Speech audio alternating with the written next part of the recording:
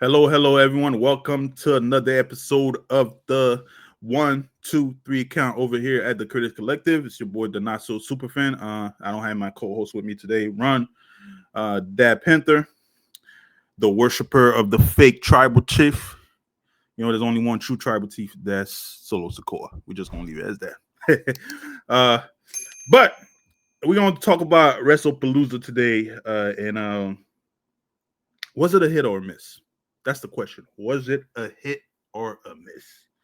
Triple H, he was promoting this show a lot. ESPN's going to ESPN, and I know a lot of people weren't happy about this PLE going to ESPN, and especially having to pay a lot.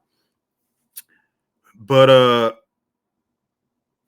and he did say that we're going to be surprises, lots of surprises, and it was going to be fun. And there were some surprises, not what I expected, because I had some prediction about the match, but not what I expected. Some matches that I predicted came true, some did not. So let's start one of the first one I thought that was gonna not happen. And let's go ahead and just the way he entered the stage. When I knew there and then, as soon as Cena entered that stage with them kids, some bullshit was about to happen. Some bullshit was about to happen. So Cena enters the stage with his kids. The match starts off. He gets introduced as the greatest of all time by Alicia. Then, right when Brock is about to get introduced, Paul Heyman shows up and introduced them, which I was happy. I was very fairly happy and surprised about that, and I like how he introduced Brock Lesnar. I love that. But after the match started, Brock completely dominated. Completely annihilated Cena, which I did not expect them to do. A lot of people are saying that Triple H just put Brock over, but I don't necessarily think that's what's happening. I think Brock has won the match because it's going to be a feud before he retire. I'm pretty sure there's going to be another match with him and another PLE fight with him and Cena's most likely going to win this match and make the kids happy because he's the big bad boogeyman, But this was a big throwback to when Brock was destroying Cena back in the 2000, 2010, and 20s, man. Oh, man, I love it. Again, I didn't expect it. I know a lot of people are not happy about it, but I was happy. I was laughing at them kids. Oh, damn.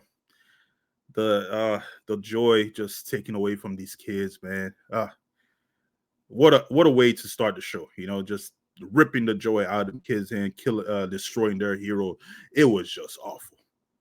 It was just awful. But overall, quick match. Didn't really expect that to happen. I wish it would have went a little longer, especially for a match like that.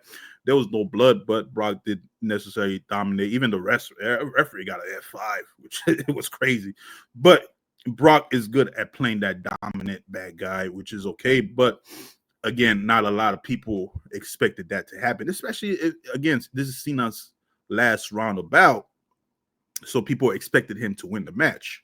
So, it happened. So we'll see. Like I said, my prediction is that it's not the final match between Cena and Brock. It's gonna happen again. They're gonna make it a feud, probably a three-peat like they did back then.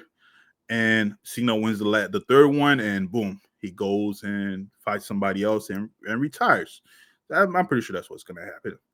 But to me, one of the match of the night was Stephanie Vaquer and Iyo Sky. That was the match of the night for me. Because again, I always say Iyo Sky never put on a bad match, and she's always put her best foot forward, and she's always put in a great match, and that was the match of the night. And I predicted that Stephanie was going to win the belt, and she did. And I'm very happy that she won the belt. It was a great match. Moveset was awesome. Great match.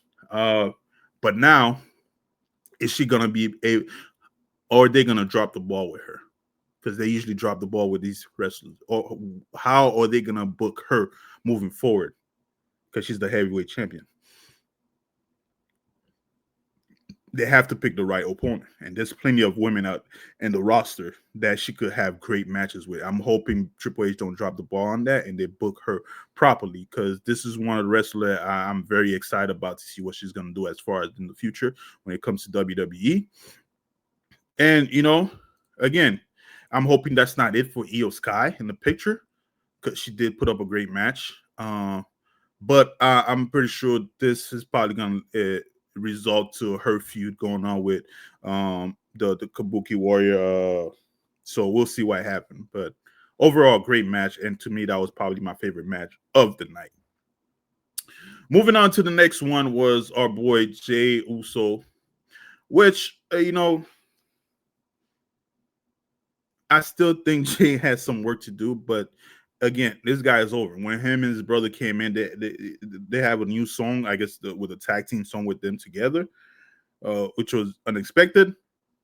But overall, the match, it was good, but it was the final. I feel like Jey and Jimmy were supposed to win the match, but what happened with the chair when Jey was about to hit Bron with the chair? Well, when he hit Bron with the chair, he cut himself, and he was bleeding profusely. So you could see that LA Knight was calling for that spear to get the match over with. So I don't know, man. This match was, I don't know what to say about this match, but this match was not it for me. But overall, I think the story's still going to continue as far as Jey Uso goes. Because if you guys watched last week, the promo with Solo Sikoa on SmackDown, where he said said they took his tribal weight. I think those two that are missing are probably gonna join, not except for what's his name? I forgot the other JC. I think some of those guys gonna join Jey as far as his faction when it becomes tribal chief, because I think the story now is gonna be with Jey, him getting that Ula Fala, because he did get a mysterious call. So I feel like he's gonna go for that Ula Fala to become the tribal chief. But again, the match, it was all right. Yeah, it wasn't that great. Surprise as far as Wrestlepalooza go, Undertaker showed up and announced that Stephanie McMahon is going to be inducted to the Hall of Fame, which, okay. But another match which I thought was good was the match between CM Punk, AJ, Seth, and Becky. The chemistry between those four was pretty good. They had good chemistry, all four of them. AJ Lee ended up winning the match with her move.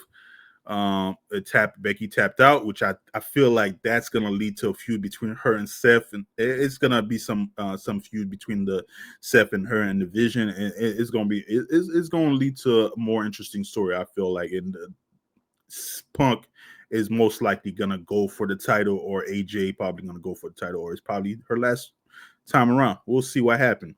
But overall, okay match. To me, again, still my favorite match of the night is still Iyo versus Steph.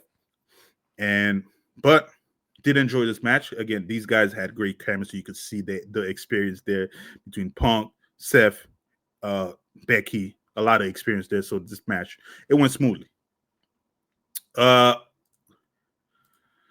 Last but not least, our boy, our champion Cody versus Drew. I feel like WWE hates Drew McIntyre.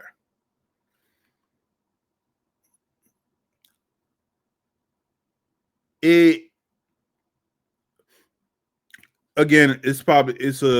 an introduction show to ESPN, but I still feel like Drew needs to get a belt put on him. I know it's an introduction show to ESPN, a flashback back in the days working with ESPN on that.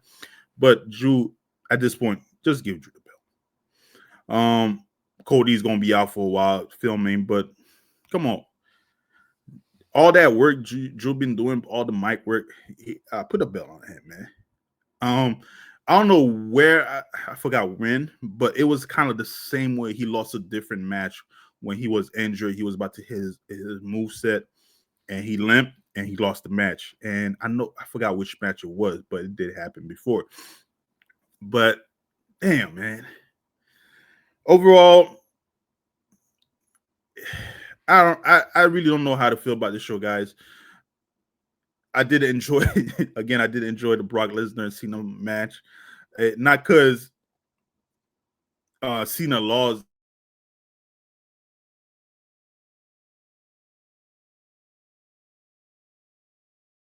They kind of made Cena lose it for all that, which was funny, hilarious to me.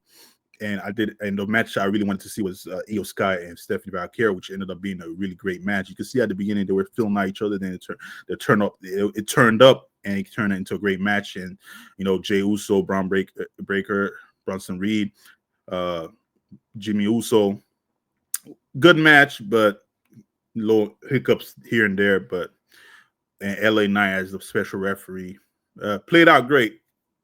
5 match for debut PLE where they could have had a triple threat match, which they could have added Tiffany, Jade, Nia, but they're gonna have that on SmackDown next week. So I don't know why they did 5 for especially pay-per-view debut. So I will see why it happened. But I'm in between. I don't think it's a hit nor a miss. I think it's close to the middle. But I don't think this was it for WWE. But if you guys might feel different than me, let us know in the comment down below. How did you feel about this first PLE on ESPN? Did you pay for it or did you use your friend's account? But let me know how you feel about each match. Are you okay with Cena again destroyed by Brock Lesnar? How do you feel about Jey? Can he really be the tribal chief, though, especially with how he's been, in the ring? And how do you think Triple H is gonna book Stephanie Vaquer moving forward? Do you think Drew deserved to get a belt? These are the questions, Do you think CM Punk is gonna eventually get a belt? Because they keep messing with this guy. I think they're treating him the same way they're treating Drew. And do you feel that Cena's gonna have a few more matches with Brock Lesnar before he retires? Let us know in the comment down below, guys. But of course, don't forget to like and subscribe to the channel. Y'all have a good day, and we'll see you soon. Said I'ma get into it first, until they put me in the dirt. Said I'ma get into it first, said I'ma get into it.